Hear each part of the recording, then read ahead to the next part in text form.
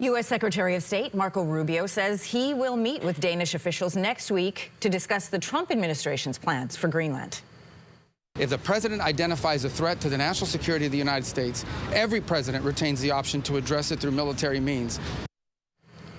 So this comes after U.S. President Trump said he would not rule out military force to gain control of the Arctic territory.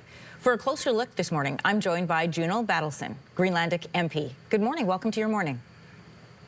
Good morning. Thank you for having me on the show. Listen, I'm just curious how this story is playing out in Greenland. What did the papers say? What are people talking about? You know, we've heard from the leader of Denmark, we've heard from our prime minister and members of NATO, but what's the conversation happening on the ground in Greenland?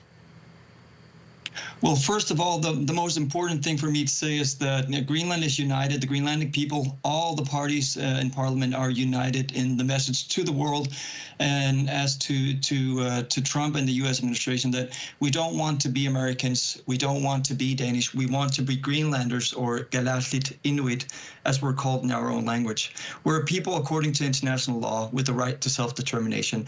And that's the first thing that all nations, including the U.S., needs to understand. So all this heightened and very tense rhetoric, people here agree that we need everyone to calm down and start having a respectful dialogue.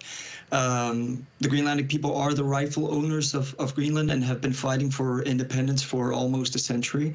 So the Greenlandic people are adamantly rejecting any idea of Greenland being bought. We are fighting for our independence and having becoming a sovereign nation and attaining freedom from being a territory under any state. Let me ask you then, what is the conversation on the ground in Greenland? Are people nervous? Are they scared? What are they saying?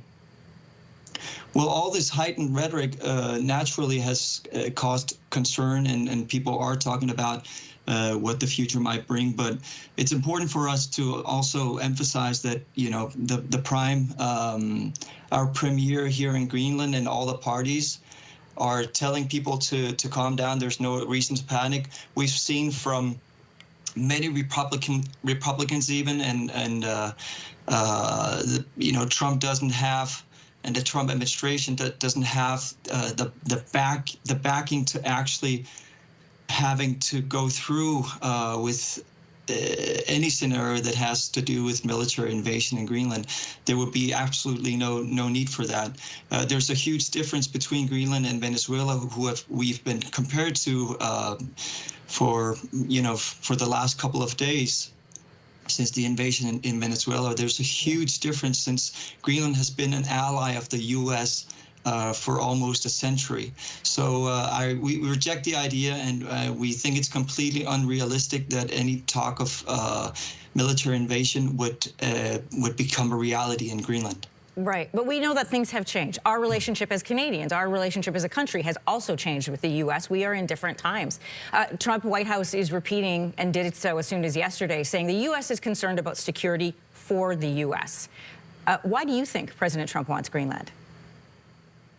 Well, it's only natural. We already have a defense agreement that the Kingdom of Denmark has with the United States. And in that defense agreement, it says that the U.S. guarantees Greenland's safety and security. So it would only be a natural continuation of our partnership in a future independent Greenland that we have a defense agreement where the U.S. will be present in Greenland. Because when Trump says that the U.S. needs Greenland, you could turn that around and say that Greenland needs the U.S. for security as well. So we're part of the North American continent. We will have a natural continuation of the security and defense partnership.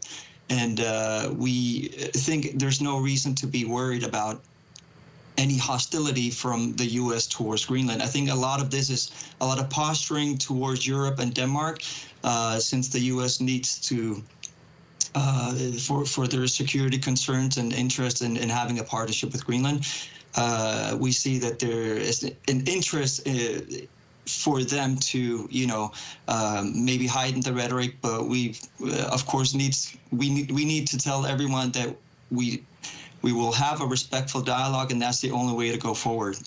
But do you believe that he sees this as an allied relationship? I mean, he has said repeatedly and stated repeatedly that, and this isn't new, by the way, we knew he made an offer to purchase back in his first administration in 2019. We saw as early as January of last year, he sent a party to visit the military base in Greenland and then left. This is not a new conversation. This has been happening for years. He doesn't seem to want to just be friends with Greenland. He wants to run Greenland, and his justification is not only will it give you independence, but it allows him to better secure America. So are you confident that Greenland will remain independent? Well, we need to remember that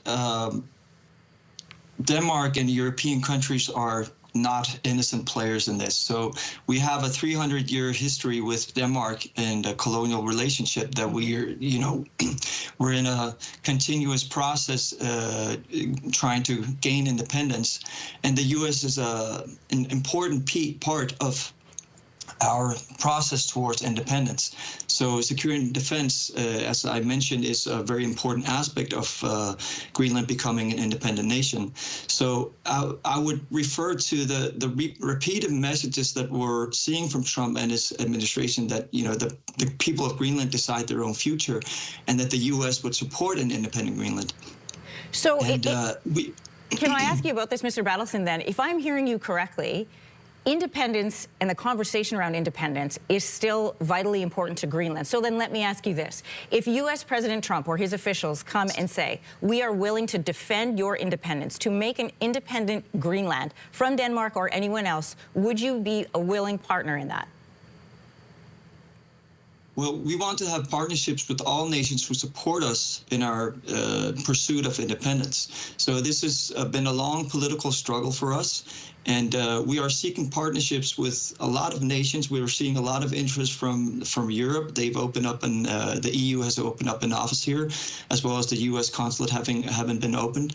So we imagine as a nation that seeks independence, that we will have a healthy relationship with most nations who want to have partnerships with Greenland, and that we can, we're a peaceful people in Greenland. We've never known war. We don't control what superpowers do on the international stage, but we do recognize that it's not an alternative for us to have either Russia and China having the same influence. We've been an ally of the U.S. for 80-plus years, and we plan to continue to have an allyship with the U.S., and that will only be in the light of Greenland being a sovereign nation. That is what we're fighting for. So we wouldn't be interested in we absolutely reject the idea of Greenland being bought. You can't buy a people. You can't buy our land. We need to get our land back. That's our political struggle. So we would fight for the Greenlandic people's right to have their land back and have partnerships with the countries like the U.S. To make sure that we better the lives of people here. Really quickly, last question to you then. So with independence being the most important, from what I'm hearing from our conversation being the most important, we know that U.S. officials are meeting with Denmark's officials next week. Are they also speaking with Greenlandic officials separately? Well, right now we've only heard that Denmark is meeting together with Greenland, Marco Rubio. But I think it's important that we take more action and show initiative from Greenland, and that's why I have, on behalf of my party, rhetoric, presented the idea and pushed for the Greenlandic Parliament's Foreign and Security Policy Committee, of which I'm a member, that we go on a dialogue or information visit to the U.S. and meet our counterparts on a parliamentary level. Yeah. So even security advisors, former security advisors and think tank members in Denmark say it's important that we have a dialogue with Congress members, many of whom are also Republicans, who don't support any talk about military invasion in Greenland. We need to have a conversation on all levels with the U.S., and it's important that we prepare ourselves for an independent Greenland where we can actually represent ourselves without necessarily having Danish involvement. Gino Battleson, Greenlandic MP, great to speak with you this morning. Appreciate your time. Thank you so much for having me on the show. If you like that video, make sure to subscribe to the Your Morning YouTube feed, where you can find all kinds of new content posted every weekday morning.